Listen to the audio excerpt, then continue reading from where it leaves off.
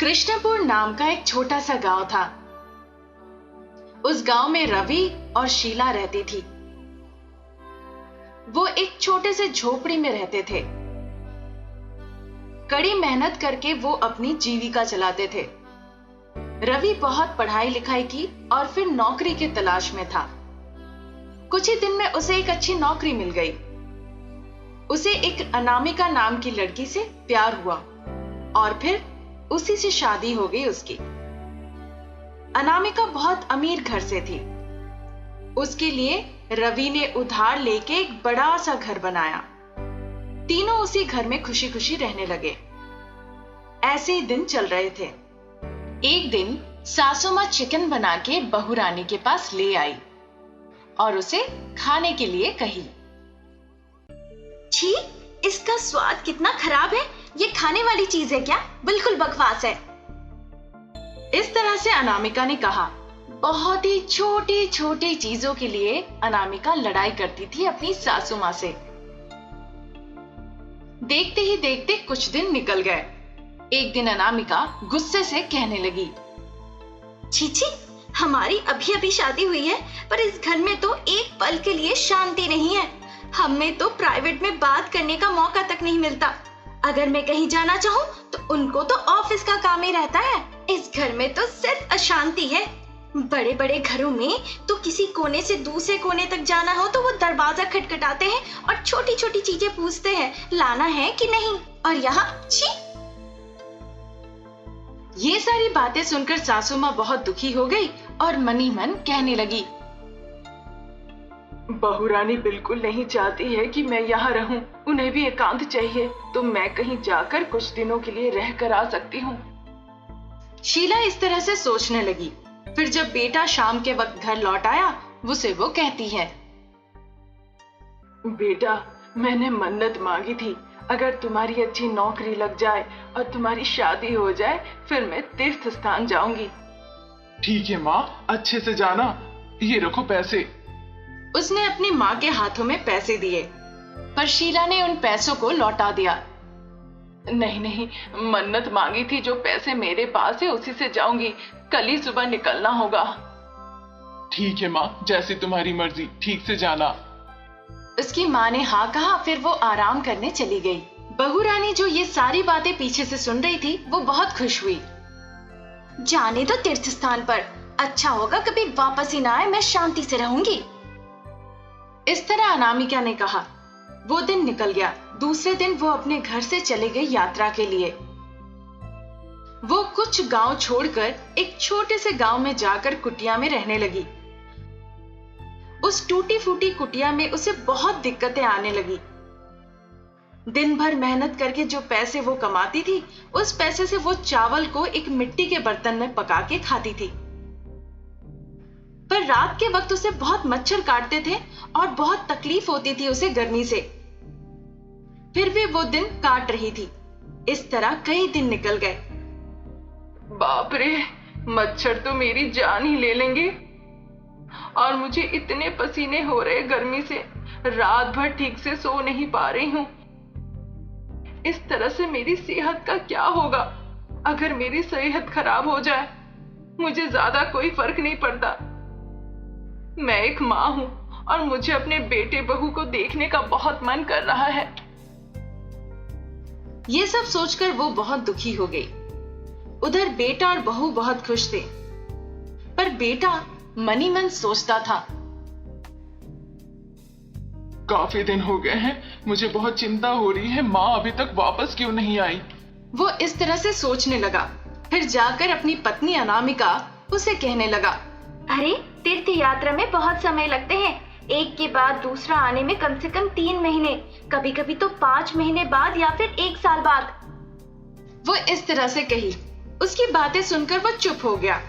बहू रानी आराम से एसी के नीचे बैठकर अपनी ऐश भरी जिंदगी जी रही थी और उधर बेचारी सासू मां इतनी तकलीफ में थी। एक दिन जब रवि अपने काम पर जा रहा था, उसका दोस्त किरण उसके पास आया और वो एक दूसरे के साथ मजे से बात करने लगे। फिर किरण उसके साथ जाने लगा। अरे, क्या तुम्हारी माँ अभी तक लौट के नहीं आई? मैंने उन्हें पास के ही गांव में देखा था। वो वहां पर एक छोटी सी कुटिया घर में रहती है। मैंने उनसे पूछा भी कि वो यहाँ क्या कर रही है। उन्होंने कहा कुछ पूजा पाठ करने के लिए वो यहाँ पर है। उन्होंने कहा था कि वो 2-3 दिनों के बाद घर लौट के आएगी, इसीलिए पूछा कि वो घर वापस आई है कि नहीं। हाँ, अभी तक वो लौट के नहीं आई। ये कहकर वो दोनों वहां से चले गए, पर उसके दिमाग में बस यही बात चल रही थी। मेरी माँ ने इस तरह से क्यों किया, मुझे ये समझ नहीं आ रहा है। क्या मतलब होता है किसी कुटिया घर में रहकर पूजा पाठ करने का? मुझे पता लगाना होगा आखिर में हो क्या रहा है।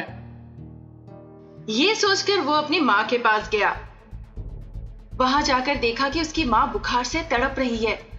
देखकर उसने कहा, माँ, बेटा, यहाँ पर क्यों आए हो तुम? माँ, तुम यहाँ पर क्यों हो इस तरह से? कितना बुखार है तुम्हें? चलो अभी अस्पताल चलो। अरे बेटा, अस्पताल क्यों ले जाना चाहते हो? दवाई लूंगी, ठीक हो जाऊंगी। तुम कैसे हो बेटा? मैं तो ठीक हूँ, पर मैं आज यहाँ पर आया हूँ सच पता करने के लिए। उसने इस तरह से कहा, पर उसकी माँ ने कोई जवाब नहीं दिया। माँ, मैं समझ गया हूँ, तुम मुझसे कुछ नहीं बताना चाहती हो जो अनामिका तुमसे कही है, और इस वजह से तुम यहाँ आ गई हो। उससे पहले अस्पताल चलो माँ। ये कहकर उसने अस्पताल ले गया अपनी माँ को। वहां पर डॉक्टर ने उसकी जांच की। उनको टाइफाइड का बुखार था। उनके शरीर में बहुत दाने निकल गए हैं मच्छर काटने की वजह से, और इसी वजह से उन्हें टाइफाइड भी हुआ, ऐसा डॉक्टर ने कहा। फिर वो दुखी होकर अपने माँ के पास गया। माँ, उस कुटिया घर में न रोशनी है न पंखा है। माँ, तुम अंधेरे में इस तरह कैसे रहती हो? मच्छर काटेंगे, पसीने होंगे, इस वजह से तुम्हें ये बुखार आया है, और इन सब के पीछे की वजह है मेरी पत्नी। अब मैं उसको सबक सिखा के रहूंगा। नहीं बेटा, ऐसा कुछ मत करो। मैं बस चाहती थी कि तुम दोनों खुश रहो, इसीलिए मैं दूर आ गई, समझे? इस तरह से उसकी माँ ने कहा। उसे बहुत तकलीफ हुई। कुछ दिन ऐसे ही निकल गए। एक रात उसने अपनी माँ को घर ले आया। उसे देखकर अनामिका बिल्कुल चौंक गई। बिना अनामिका को बताए उसे एक अंधेरे कमरे में वो बंद कर दिया। वो दरवाजा खटखटाने लगी। अजी, ये क्या कर रहे हो तुम? दरवाजा खोलो, यहाँ बहुत गर्मी है, बहुत पसीना आ रहा है, मच्छर भी काट रहे हैं, खोलो ना। ऐसा कहकर वो जोर जोर से रोने लगी।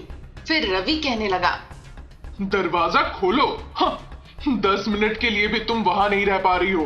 पता है तुम्हें मेरी माँ इतने दिनों तक कितनी तकलीफ सही है, और तुम यहाँ पे एसी के नीचे बैठकर अपनी जिंदगी मजे से जी रही हो। यही न्याय है? ये सारी बातें सुनकर उसे थोड़ी सी अकल आई। फिर वो अपनी सासू माँ के पांव पकड़ के रोने लगी और अपनी गलती के लिए माफी मांगी। उसके बाद से बिना लड़ाई झगड़े के वो खुशी खुशी रहने लगी। कुमकुमपुर नाम का एक गांव था। यशोदा नाम की एक महिला रहती थी उस गांव में। उसके बेटे का नाम किरण था। उसकी माँ चाहती थी उसकी शादी की उम्र हो गई है, इसीलिए उसकी शादी करवाना। वो अपने बेटे के पास आई ये बात कहने के लिए। बेटा, मैं तुम्हारे लिए एक अच्छा रिश्ता लेकर आई हूँ। मोहिनी बहुत अच्छी है, पढ़ी लिखी भी है, उसके पास बहुत पैसे भी है, और वो एकमात्र बेटी है। शादी के बाद सारा प्रॉपर्टी तुम्हारा ही होगा। ये सुनकर उसे बहुत गुस्सा आया और वो कहने लगा, माँ, मैं तुमसे ये बात कई दिनों से कह रहा हूँ। मैं एक लड़की से प्यार करता हूँ और उसका नाम है अनामिका। वो बहुत ही खूबसूरत और बहुत ही इज्जतदार परिवार से है। उसकी माँ नहीं है, पर उसके पिताजी बहुत ही मेहनती है और शिक्षित भी है। वो मैं उस लड़की से शादी करूंगा। मैंने ना नहीं कहा है, पर उससे पहले ये बताओ उसके कितने जायदाद है? माँ, उनका कोई जायदाद नहीं है। उनका सिर्फ एक घर है और वो एकमात्र संतान है, इसीलिए बाद में हमें ही वो मिलने वाला है। सिर्फ एक घर कौन चाहता है? वो 10 लाख के ऊपर तो होगा नहीं। तुम क्या इतनी गरीब लड़की से शादी करोगे? मेरी बात सुनो और जैसा मैं कह रही हूँ उस लड़की से शादी करो। तुम्हारी जिंदगी बदल जाएगी, ऐशो आराम से जियोगे। इस तरह से वो कही जा रही थी। ये सुनकर उसे बहुत गुस्सा आया। माँ प्लीज अब बंद करो, मुझे गुस्सा आ रहा है, नहीं सुनना मुझे। ये कहकर वहां से वो चला गया। फिर यशोदा सोचने लगी, मुझे पता नहीं मैं क्या कर बैठूंगी अगर तुम उस लड़की से शादी नहीं किए जिसके बारे में मैंने बताया। पर वो अपनी माँ की बातों को नजरअंदाज करके चला गया। एक दिन जब वो घर वापस नहीं लौटा, उसकी माँ इस बात से बहुत चिंतित हो पड़ी। वो सुबह से घर से निकला है, अभी तक घर नहीं लौटा, पता नहीं ये सब क्या हो रहा है। घर के बाहर बैठे इंतजार करते करते उसकी आंखें लग गई। वो दिन निकल गया। दूसरे दिन सुबह हो गया। सुबह सुबह उसके बेटे ने अनामिका से शादी की और उसे घर ले आया। वो अपनी माँ को सोते हुए देखकर कहा, माँ उठो, माँ आप यहाँ पर क्यों सो रही हैं? माँ। ये सुनकर वो अकबका के नींद से जगी। ऐसा लग रहा है कि कोई मुझे सपनों में मेरे घर ले आया हो। माँ ये सच है, सपना नहीं, मैंने शादी कर ली है। क्या? मैंने तुम्हारे लिए कितनी मेहनत की ताकि अच्छे रिश्ते ला सकूं, तुमने जाकर क्या कर लिया? अब इस गरीब का क्या करूं? वो अपने बेटे पर बहुत चीखी चिल्लाई। फिर अनामिका से कहने लगी, इसकी तो अकल भैंस चरने गई थी, पर तुम्हारे घर वालों का क्या था? क्या तुम्हारे पिताजी ने कुछ नहीं कहा? फिर वो उल्टा सीधा अनामिका से कहने लगी, उसके पिताजी की मृत्यु दिल के दौरे पड़ने से हो गई, इसीलिए मुझे अनामिका से शादी करनी पड़ी, वो भी अचानक। उसके बाद उसे वो अंदर ले गया। मैं भी देखती हूँ ये कितने दिन मेरे घर में रहती है। ये सोचकर वो भी अंदर गई। दिन निकलते गए। सासू माँ बहुरानी का बिल्कुल ख्याल नहीं रखती थी। ये देखकर बहुरानी बहुत दुखी हो गई थी। और कुछ दिन निकल गए। अनामिका 2 जुड़वे कन्या संतान को जन्म दिया। वो स्कूल जाने लगे और पढ़ाई करने लगे। इस तरह और कुछ दिन निकल गए। उसके पति को एक नौकरी मिल गई। वो बहुत खुशी खुशी घर आकर कहने लगा, ये सब कुछ हो सका सिर्फ तुम्हारे आने की वजह से। जब से मुझे नौकरी मिली थी, मुझे तब से लगता था पता नहीं कब मैं अमेरिका जाऊंगा। अब मुझे वीजा भी मिल गया और अच्छी नौकरी भी। किरण बहुत खुश था। इन बातों को सुनकर उसकी पत्नी भी बहुत खुश हुई। फिर वो कहने लगी, मैं बहुत खुश हूँ, पर तुम मुझे और मेरे बच्चों को छोड़कर जाओगे, इस बात से दुखी भी हूँ। कैसे रहूंगी मैं आपके बिना? बस 3 महीनों के लिए एडजस्ट कर लो, फिर मैं तुम्हें भी ले जाऊंगा। तब तक तुम्हें माँ के साथ रहना होगा। जब ऐसी बातें चली रही थी, उसकी माँ वहाँ पर आ गई। बेटा, मैं बहुत खुश हूँ कि तुम्हें अच्छी नौकरी मिल गई है। जो भी हो, मेरी बहू रानी लक्ष्मी है। 5 साल इस घर में कदम रखने के बाद आज तुम्हें नौकरी मिली है। तुम आराम से जाओ, तुम्हारी पत्नी और बच्चों का मैं ध्यान रखूंगी। उन बातों को सुनकर वो बहुत खुश हुआ। बहू रानी भी खुश हुई। कुछ दिन जब निकल गए, उसके अमेरिका गए हुए सासू माँ बहू रानी को परेशान करना शुरू कर दी। सास और बहू रानी के बीच में बहुत लड़ाई चल रही थी। बात बात पे वो उसे ताना मारती थी, परेशान करती थी। मैं तो बस इंतजार में थी कब मुझे मौका मिले तुम्हें घर से बाहर निकालने का। अब जाके मुझे मौका मिला है। सासू माँ, मैंने ऐसी कौन सी चीज गलत कर दी कि आप मुझे बाहर निकाल देंगे घर से? मेरी 2 बेटियां हैं, मुझे ये भी नहीं पता कहाँ जाना है। सबसे बड़ी बात, मैं क्यों जाऊं बाहर? तुमने बहुत बड़ी गलती की है। तुम्हें पता है वो क्या है? मेरे बेटे से शादी। अगर तुम बाहर चली गई तो मैं बच्चों को और मेरे बेटे से कह दूंगी तुम्हारी जान चली गई है एक एक्सीडेंट में। फिर मैं अच्छा रिश्ता देखूंगी और अपने बेटी की शादी करा दूंगी। ये कहकर उसने जबरदस्ती उसे घर से निकाल दिया बच्चों के साथ। वो एक बार भी दरवाजा नहीं खोली। बहू रानी के लाखों बार खटखटाने के बाद भी अपने बच्चों को लेकर अनामिका सड़क पर चलने लगी। बच्चे उसी के साथ थे। माँ, मुझे बहुत भूख लगी है माँ। ये कहकर वो रोने लगी। उसके पास पैसे नहीं थे। मेरे पास तो 1 रुपए भी नहीं है, अब मैं क्या करूं? हे भगवान! उसे बहुत तकलीफ हुई। वो चारों तरफ मुड़ के देखने लगी। वहां पर एक कचड़े का डिब्बा दिखा। उस डिब्बे के पास गई और उसमें पड़े बचा कुचा खाना निकालने लगी वहां से और अपने बच्चों को खिलाई। थोड़ी देर के बाद वो बहुत दुखी हो गई और सोचने लगी, मुझे समझ में नहीं आ रहा है कि क्या करना चाहिए। उस खाने को खाकर तो मेरे बच्चों का पेट भी नहीं भरा होगा, अब मैं क्या करूं? जब वो ऐसा सोच ही रही थी उसे क्या करना चाहिए, उसे याद आया कि उसके गले में एक सोने का चेन है। वो चारों तरफ देखने लगी। उसे एक सुनार का दुकान दिखा। वहां जाकर वो कहने लगी, महाशय, इसे ले लीजिए और इसकी उपयुक्त पैसे मुझे दे दीजिए। उसने दे दिया और सुनार ने कुछ उसके बदले पैसे दे दिए। वो बहुत खुश हो गई। धन्यवाद कहकर वहां से वो चली गई। कुछ दूर जाने के बाद उसे एक टिफिन सेंटर दिखा। वहां पर जाकर वो टिफिन ली और बच्चों को भर पेट खाना खिलाई। फिर वहां से वो चली गई। वो तीनों एक जगह बैठे हुए थे। फिर उसकी बेटी ने कहा, माँ, हम कहाँ जा रहे हैं? दादी माँ हमें घर से क्यों निकाल दी? माँ, दादी माँ मुझे पसंद करती है, पर मेरे पास पैसे नहीं है, इसीलिए उन्होंने हमें घर से बाहर निकाल दिया। वो बहुत दुखी होकर कही। फिर उसके दिमाग में एक बात आई, अब मुझे बच्चों को लेकर कहीं पर जाना होगा। मेरे पास कुछ पैसे हैं, मैं एक घर किराए पे ले सकती हूँ इस पैसे से। फिर मैं सोचूंगी क्या करना है उसके बाद। बच्चों को लेकर वो चली गई घर ढूंढने के लिए किराए पर। थोड़ी देर के बाद उसे घर मिल गया।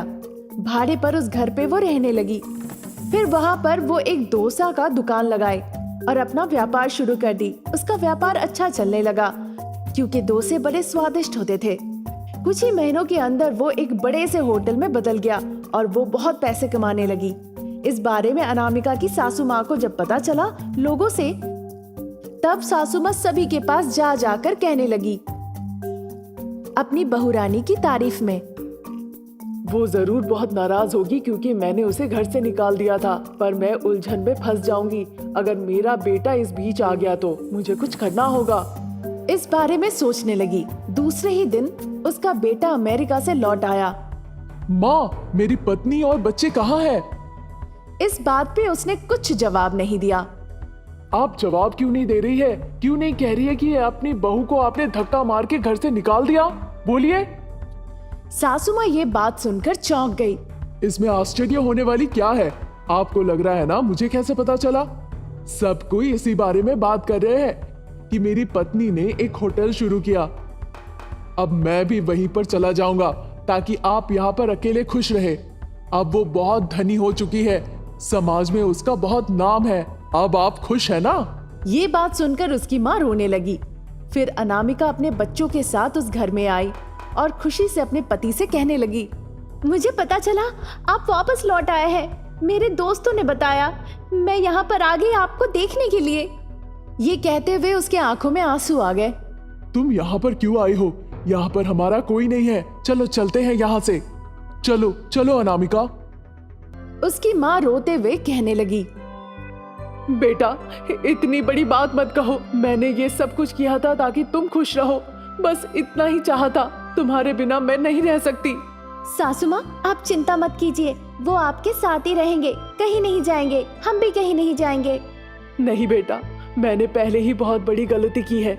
इंसान को हमेशा पैसों की जरूरत नहीं होती है, प्यार और स्नेह की भी जरूरत होती है। जब से तुम घर छोड़ के गई हो तब से मुझे बहुत बुरा लगा। मैं अकेले यहाँ पर रहती थी। मैं तुम्हारे आसपास नहीं आना चाहती थी। मुझे डर लगता था कि तुम मुझे घृणा करोगी, इसीलिए नहीं आई कभी। वो रोते रोते बताने लगी किस तरह से उसने तकलीफ सहा। ये सुनकर अनामिका बहुत दुखी हो गई। चलो, जो हुआ सो भूल जाओ। जो होता है अच्छे के लिए ही होता है। ये सब कुछ भूलकर चलो फिर से शुरुआत करते हैं। इस तरह से उसने सबको समझाया। तब से वो एक साथ एक ही जगह खुशी खुशी रहने लगे और अपने होटल को भी अच्छे से चलाने लगे।